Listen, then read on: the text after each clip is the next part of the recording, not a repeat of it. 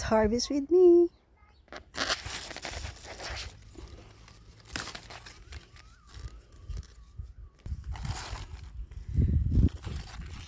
Medyo malaki na to.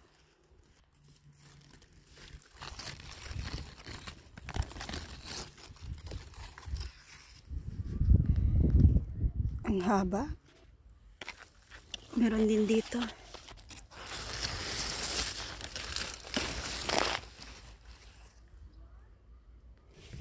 Minsan kailangan silip-silipin mo kasi bigla na lang lumalaki.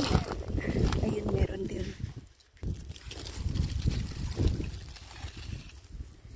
Pwede na to.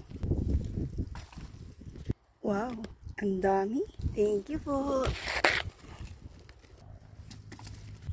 Ito maliit pa pero matigas na.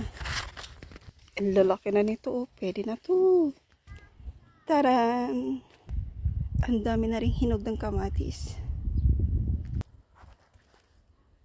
Wow, may puga na yung kalabasa.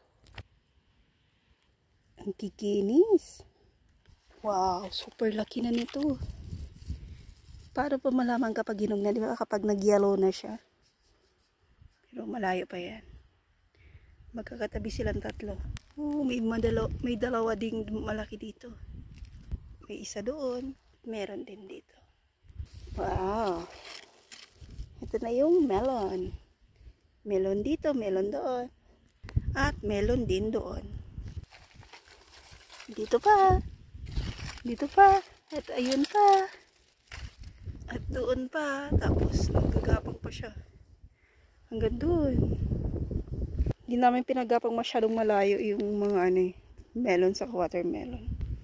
O meron din dito. Yung mga sibuyas namin. Tumalaki na. Second batch. Ang nice. Dito rin sa kabila. Walang puno ng pipino.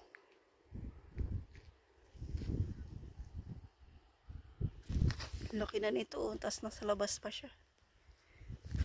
May konti pa kaming lettuce o yung iceberg. Ang lalaki ng dahon. Mas malaki pa sa kamay ko. Wow. Super laki. Malalaki din pala yung dahon ng patola. Maganda na silang tingnan dito sa taas. Punong-puno na ng dahon. My favorite bitter. May mga bunga na rin yung string beans. Meron na nga malalaki na eh. Pwede nang i-harvest ulit. Wow. Marami din dito. Pwede na yan kahit pakunti-kunti lang. Kakaiba yung langit.